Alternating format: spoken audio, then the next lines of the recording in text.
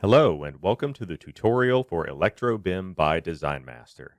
If this is your first time watching these videos, I highly recommend starting from the beginning, as I'll be making changes to the same project throughout. If you'd like to follow along, links to the tutorial project and written tutorial are available in the description below. For this video, we'll look at modifying distribution equipment and branch circuit devices. In the last video, we used the Edit command to modify devices on the single line diagram.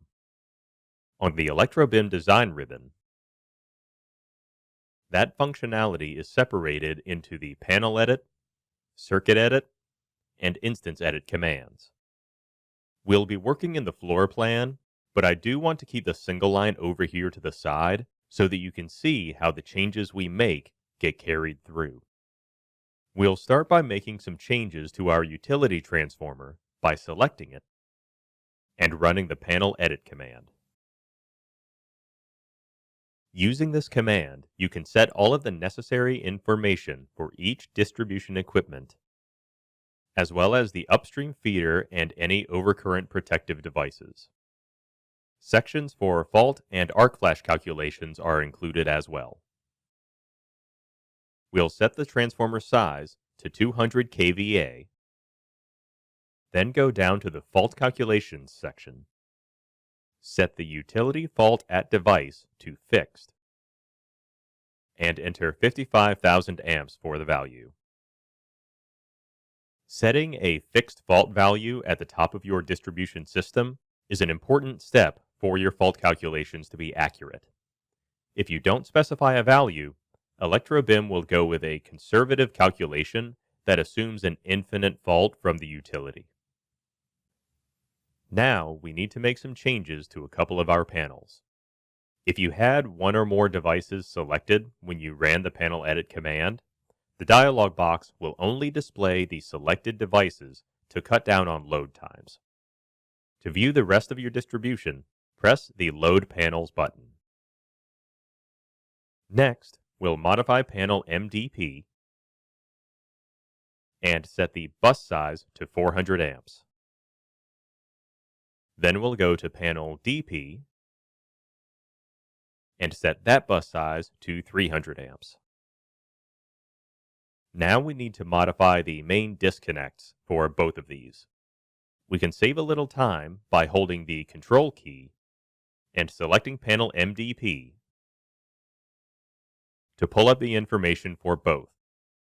We'll set the main disconnect type to breaker, and you can see both on the single line and when I select either panel individually, that change has been applied to both. So that's how you make those changes for distribution equipment instances in the project.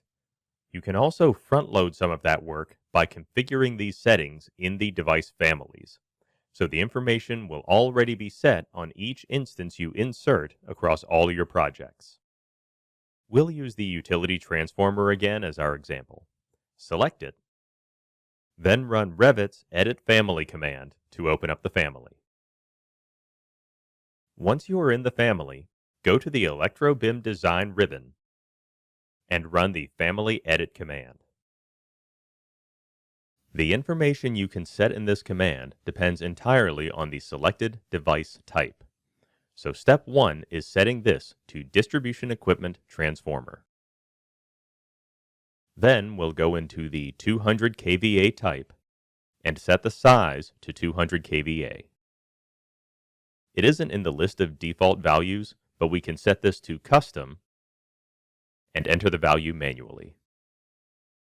There's also this option, Set in Instance. We'll talk about that more in a moment. Now we'll go to the 1000 kVA type, set the size to 1000 kVA, and close the dialog box. Now that we've made our changes, we can use the Load into Project commands to update the family instances in the project. Let's use the command to load and close. And we don't need to save the family this time, but if you're configuring families that might get reused in other projects, make sure you do save those. We'll overwrite the existing version and its parameter values, then select the transformer and run the panel edit command to see our changes. When you configure the size for transformers or bus size for panels at the family level, those values become locked for each type. The exception is if you set the size for some of those types to set in instance, which will let you define it here. As you can see, the size for this is still set to 200 kVA to match its type. If we change the type to 1000 kVA, the size will update to match the setup we did earlier. We'll set that back to 200 and close the dialog box. Moving on from distribution equipment, now we're going to look at branch circuit devices. The first thing we're going to explore is circuit descriptions. With standard Revit, to change your circuit descriptions, you'd select your devices and change the load name parameter value in properties, or just change it for everything on the circuit right here in the panel schedule. For some people, this works for them and is a hard habit to break. So when you first install ElectroBIM, that workflow is left alone. However, that also means you don't get access to any of the features ElectroBIM provides, like being able to set circuit descriptions at the instance and family levels so they carry down to the circuit automatically. So to take a look at that, we first need to enable ElectroBIM's circuit description features. We can do that by going to the Customization dropdown and running the Project Options command. This dialog box is where you set up many of the ElectroBIM behaviors at the project level, such as how certain values are displayed or calculated. What we're interested in right now is the Circuit Description Method option, which is currently set to use Revit circuit descriptions. We'll switch that to use ElectroBIM circuit descriptions and press OK to close the dialog box. Now, to see these features in action, we'll select Circuit 1 on this panel schedule, which has the elevator motor on it. Because the circuit only has one device, we can actually modify that device from here by running the Instance Edit command. Again, that only works on single device circuits. If it was, say, a lighting circuit with multiple fixtures, the Panel Edit dialog box would open instead. From this dialog box, you can make changes to the branch circuit device instance, which will then carry over into whatever circuit it occupies. This means if you ever need to recircuit it, you won't lose any of those modifications. We'll change the circuit description to Set Circuit Description in Instance, then change it to LEV Motor. Then we'll set the OCP trip to 100 amps and set the conductor wires to size based upon breaker. Press Exit to close the dialog box, and you'll notice the circuit description and OCP trip have been affected by those changes. The wire size did not change, but we'll go over that in just a moment. As I mentioned before, in addition to managing those circuit settings in the branch circuit device instance, you can also do so from the device family. So let's go over to the floor plan, select the motor, and run Edit Family to crack it open. As with the transformer family earlier, we'll run the Family Edit command. And this time, we'll set the device type to Branch Circuit Device Equipment Connection,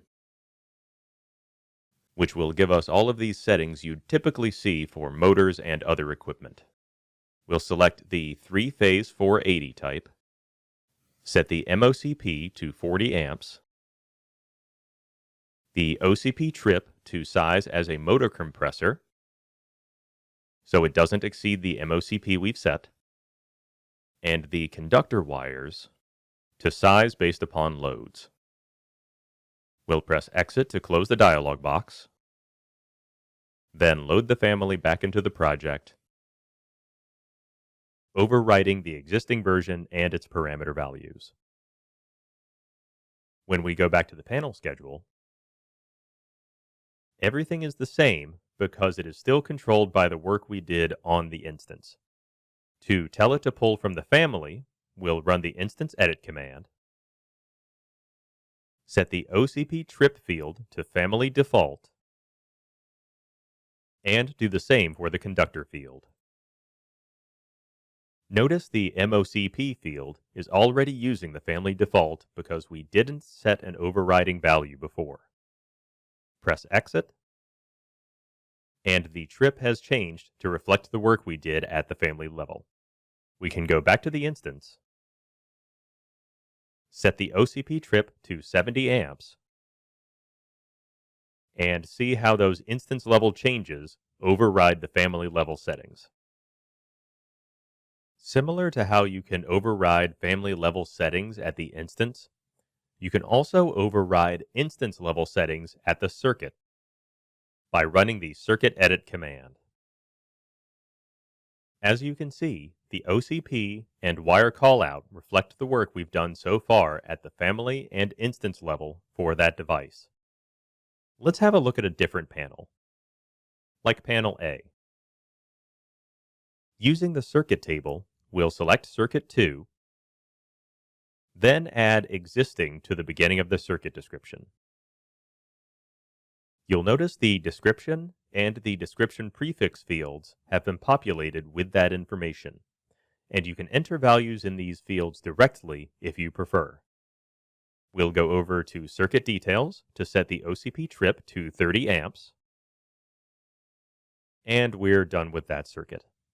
Now we'll go to circuit 8, change the description to REC, which again populates the fields over in circuit details. Then we'll set the circuit length to fixed,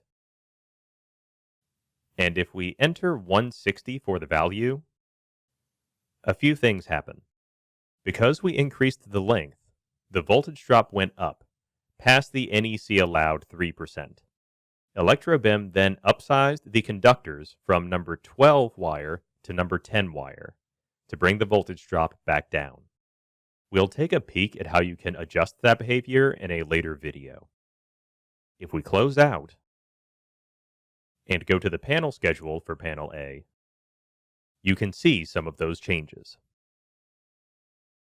We've gone into a bit of detail about how ElectroBIM works with parameters. Something important to know, while it does output to existing Revit parameters for things like the breaker rating or the circuit description, that is more the exception than the rule. Most of the information provided by ElectroBIM is output to shared parameters for ElectroBIM. Therefore, if you want to see that information in tags or on the panel schedule, you need to make sure you are using those shared parameters. One specific example is the wire size. ElectroBIM does not touch any of the Revit parameters related to wires. It outputs to shared parameters. So, we need to modify this panel schedule template to display ElectroBIM's wire size instead. We'll go to Revit's Manage ribbon, Panel Schedule Templates, and Edit a Template. We just have the one, so we'll press Open to modify that one. We'll select the wire size column, and you can see it currently uses Revit's wire size parameter. So let's change that to the corresponding ElectroBIM shared parameter, which is DMET Circuit Wire Callout Compact. You can always tell if it's an ElectroBIM shared parameter by the DME out front, which stands for Design Master ElectroBIM. The fourth letter tells you the parameter type. This is T for text. We also have N for number and a few others. We'll also change this heading to Wire Callout. As long as we're in here, let's look at how you can also use ElectroBIM shared parameters in formulas.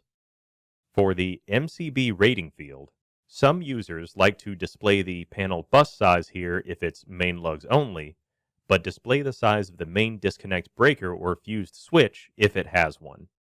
We can do that here using Revit's calculated value command. We'll call this value ElectroBIM main disconnect formula.